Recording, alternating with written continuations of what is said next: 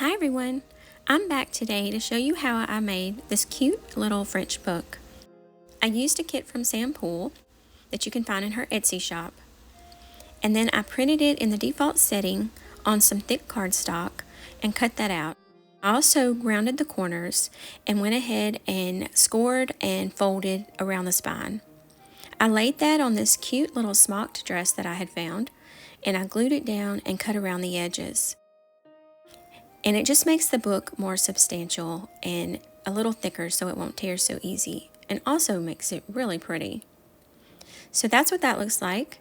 And you can see where I also had waxed around those corners and creases before I ever glued it down. And it just gives it a really nice little effect on those edges. So I had some gold metallic fabric, and I cut probably a 2-inch strip, and the length of it was probably 3 times the length of the spine. And so I stitched 2 seams, leaving the width of the spine in between, and then gathered it up. And so I glued that to a strip of cardstock that was the same width as the spine.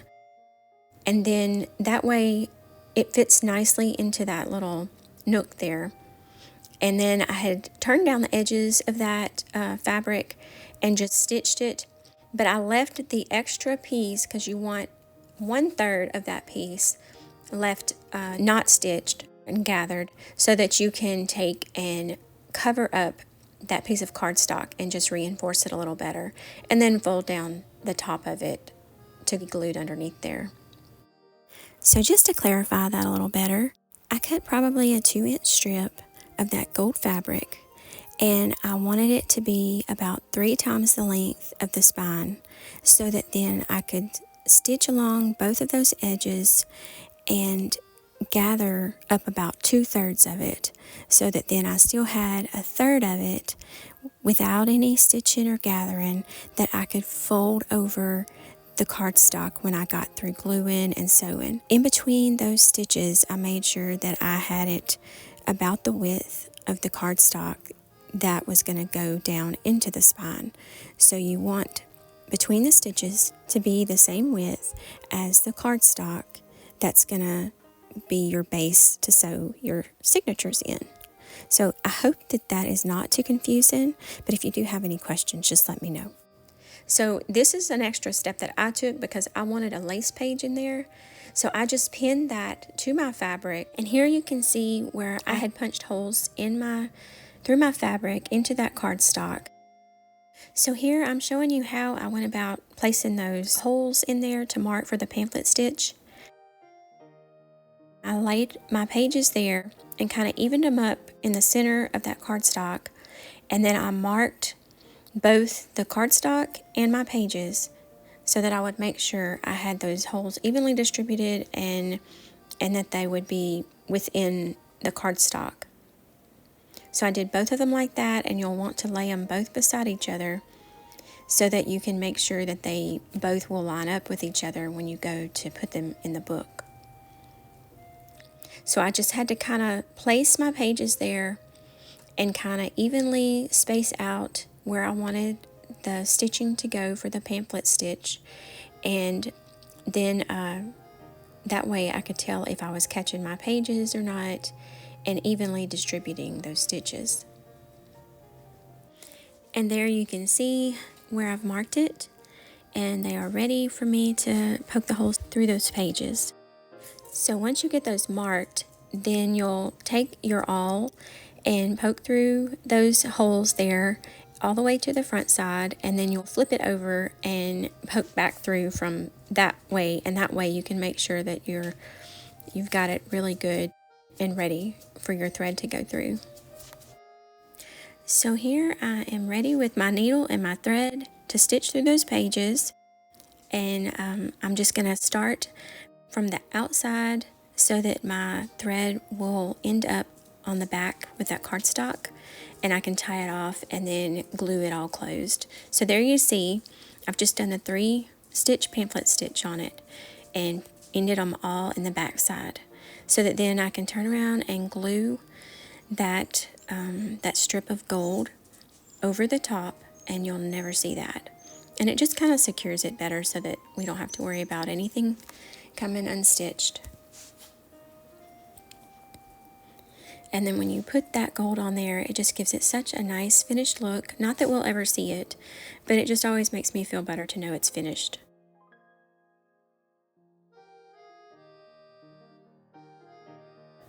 And then I turn down that edge to hide that rough edge and just glue that there too.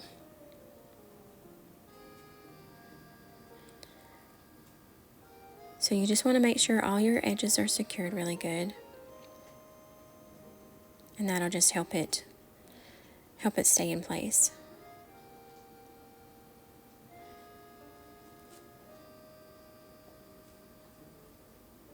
And then just, run your fingers down there and make sure all the glue has adhered to the fabric really good.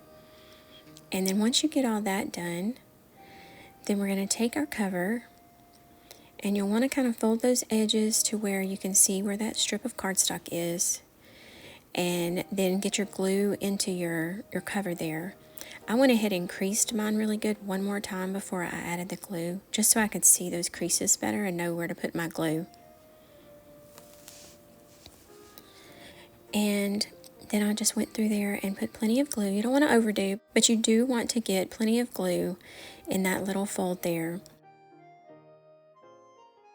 so that it'll catch all of those, so that it'll hold your pages in really good. I went just barely to the edge of each of those creases to catch it on those sides.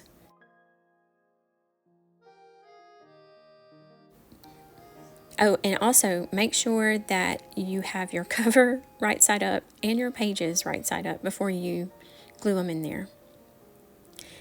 But I found that once I went to put my pages in, I could not see as well holding it down on the table. So I lifted it up and held it up long ways, and you can kind of tell exactly where to put it. And you just want to keep those sides folded up around your pages so that they won't end up folded up underneath there and get glued under the spine. And so I just worked with it and pushed it down and made sure it was straight and even on all sides. And then I got my ruler and just went between those signatures and just kind of pushed it down with that and smoothed it out.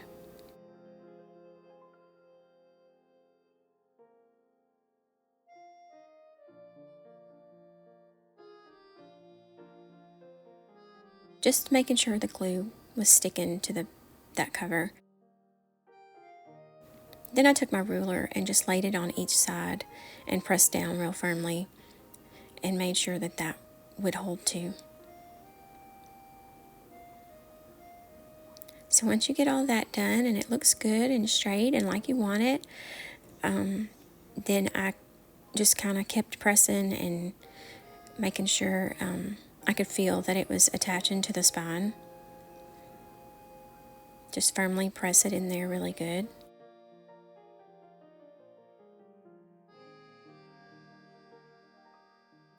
And make sure that those little pieces on the ends are out and straight and not sticking inside there.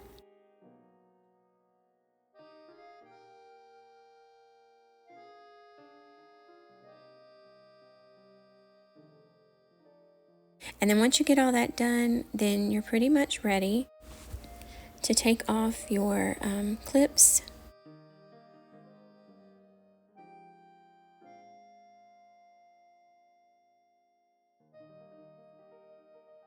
Then once you've got those clips off, then I like to just take and press down each section really good and just make sure that those signatures are in there really good and that it's all glued and just holding well. So I just take my hands and just push through each section.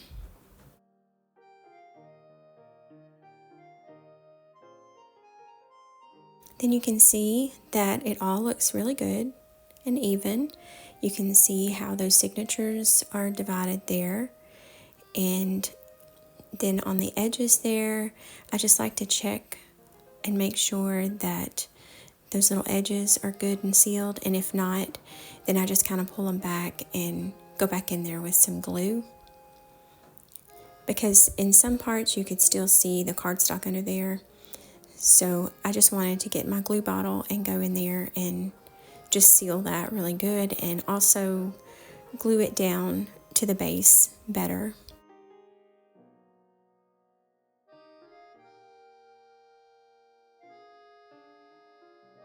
And I will say, I like creating the ruffled spine just simply because it adds more dimension and just gives you an extra texture and an extra just decorative element to it, I guess. So as long as your fabric is thin enough, it works.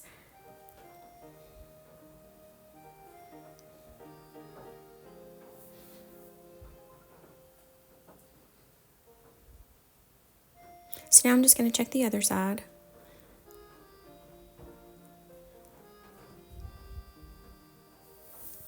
And I do find that the Fabri-Tac does really well for projects like this.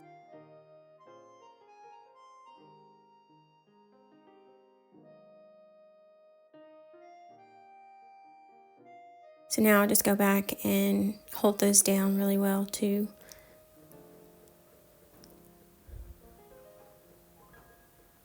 Just checking everything and making sure that none of my ruffles are glued in a way that they shouldn't be. Just making sure that they aren't caught underneath.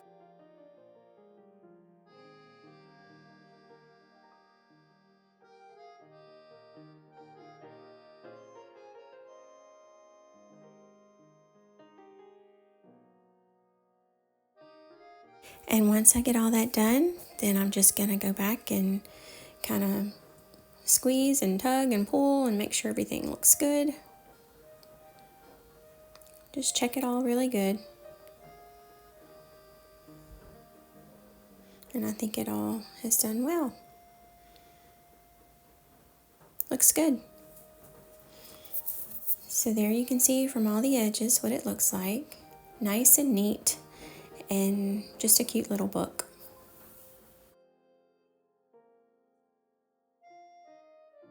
To decorate the spine, I had some napkin rings that I just pulled apart, and it left me with this really pretty little strip that I glued down on the spine, allowing room for a gold ribbon to go through there and tie the book together. And then I wanted to show you how I went around those edges with my gold marker. I just got the tip of it and just carefully put it on the edge of those photos and all of the ephemera, and I just drug it down the side really gently so that it left that fine little gold line.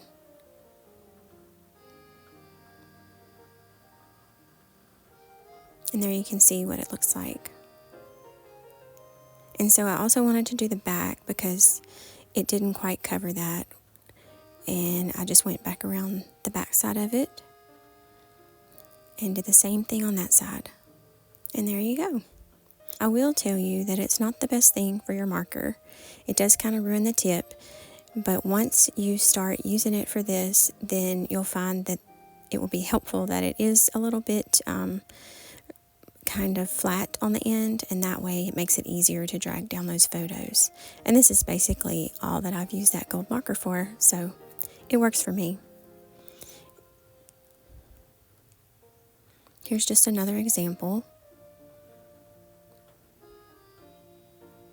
And when you do paper like on your pages, you just have to be really careful and go slow, or your marker slips off that edge since the paper is not as stiff.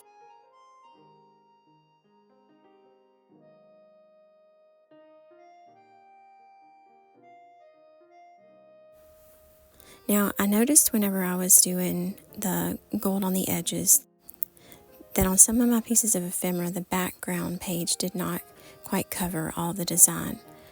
So I just took some little scraps of lace and I added them over the top of that white strip and just glued it down and trimmed it to fit my picture. And it just kind of covered where you can't tell, And it also added just another sweet little element to it.